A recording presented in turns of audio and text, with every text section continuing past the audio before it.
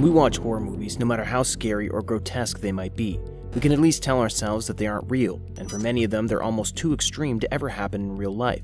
However, that was unfortunately not the case for Katarzyna Zawada, who came face to face with a copycat killer straight out of the 1992 Academy Awards Best Picture winner, The Silence of the Lambs. Katarzyna Zawada was a college student at Jagiellonian University in Krakow, Poland in November of 1998. She was a bit of a loner type with few friends, and this tendency to stay by herself had only increased after experiencing a recent tragedy. Earlier, Katarzyna had convinced her father to go on a trip with her to the mountains. While out for a walk, her father had slipped and injured his spine. After returning from the trip, he suffered from an unknown ailment and soon passed away.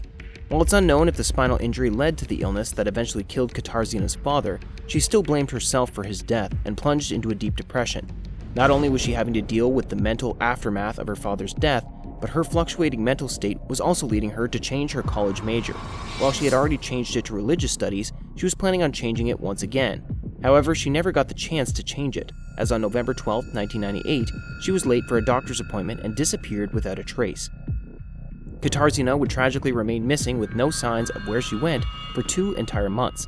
In January of the following year, a man was driving his boat along the river where Katarzyna lived, when suddenly his boat started experiencing issues and slowdowns. The man walked to the back of the boat and realized the issue was with the propeller. After examining it, he noticed there was something pale and amorphous clogging up the propeller, as if straight out of a horror film. After the man attempted to remove the blob from his propeller, he suddenly realized there was a human ear on the blob. He immediately contacted the authorities, who were stunned at the man's discoveries. The boat driver had accidentally stumbled upon the remains of Katarzyna Zawada. However, he hadn't actually found her body.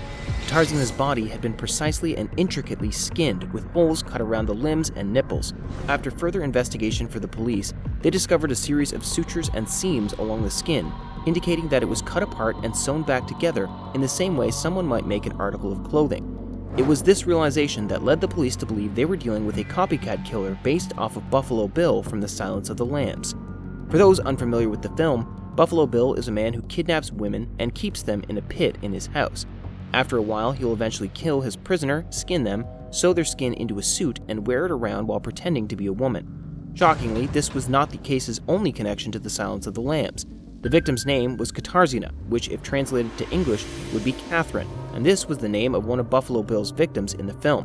Whether or not this was intentional is not known for sure, but based off of the rest of the information in the case, my personal opinion is that it was merely a crazy coincidence.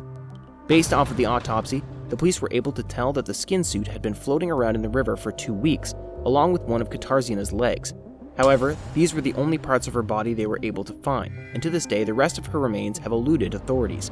With no clues from what little remains the police had, as well as a cold trail in the river and around the area, the police began to lose hope. That was until another murder in the area caught their attention in regard to the resemblance to Katarzyna's murder. A man in the general area named Vladimir had murdered his father and skinned his head. Not only this, but according to Polish reports, the man then wore his father's head over his in order to trick his grandfather into believing he was his dad. The fact that someone near to the river where Katarzyna's skin suit was found had been caught skinning and wearing someone else had immediately caught investigators' attention, and Vlad instantly became the case's prime suspect. Not only were the similarities between the cases striking, but Vladimir also went to the same university as Katarzyna. While it seems like Vlad was the most likely suspect, he denied having ever known of or murdering Katarzyna, and there was actually no court-grade evidence linking Vlad to the murder. While Vladimir was rightly arrested and convicted for the murder of his father, Katarzyna's murderer was still somewhere out there on the loose. With Katarzyna's small number of friends and family, and the lead with Vladimir falling flat, the police didn't seem to have anywhere else to turn. That was until several Polish sources reported on a man that Katarzyna had suddenly become very close with, known simply as Robert J. Not only was she simply close friends with him, but she had even reportedly dyed her hair for him and lost weight to his request. At a glance, this could seem like the buddings of a toxic friendship or romantic relationship, but any deeper glances into Robert's life could send off major red flags. Robert was known to dress in women's clothing, and apparently had the desire to be a woman. While that alone is certainly not alarming, when paired with the rest of Robert's life, it begins to become suspect. Robert had a volatile temperament, especially when it came to women, and even stalked and harassed several women. He also worked in a zoology center where he specialized in skinning animals, where he later got fired for butchering the institute's entire cache of experimental rabbits. After being fired from there, he began to work as a dissector in the religious hospital's morgue. Certainly, both of these jobs would give him exceptional skills when it comes to skinning creatures and dealing with flesh. To finish it all off, Robert was known to frequent the river where Katarzina's body was found, and didn't live far from the area. With all this information in mind, it seemed incredibly likely that Robert was hiding his misogyny and merely pretending to be Katarzina's friend in order to manipulate and murder her. He likely convinced her to dye her hair and lose weight, as it fit the ideals of the skin suit he wanted to create from her. With all this information in mind, it seems obvious that Robert must have been the one to kill Katarzina. However, the police could find no solid evidence in order to arrest Robert, and sadly, the case once again began to grow cold. Months turned to years, but still no new evidence presented itself.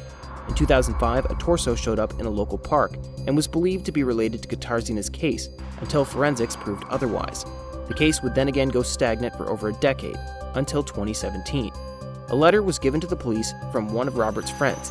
However, the contents of the letter has been a very closely guarded secret of the case for reasons still unknown.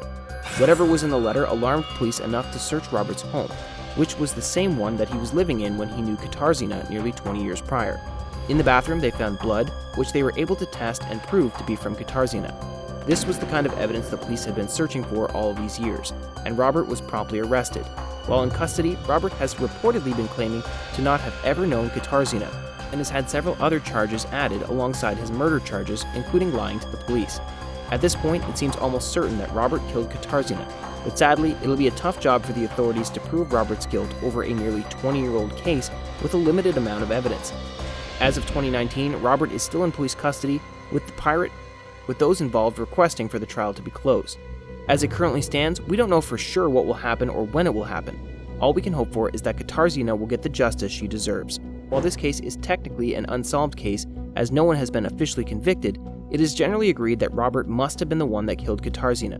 But shockingly, many people don't actually know about this story. This case is incredibly morbid and grotesque, making it surprising that it was somehow never picked up by international media sources, and even within the true crime community, this case is relatively unknown. Hopefully this video can bring more attention to it, and potentially larger knowledge about the case and outcry can help expedite Robert's trial and bring him closer to justice. Comment below your thoughts on this case, as well as any other stories you'd like us to make videos about. Thank you for watching, and we'll see you in the next video.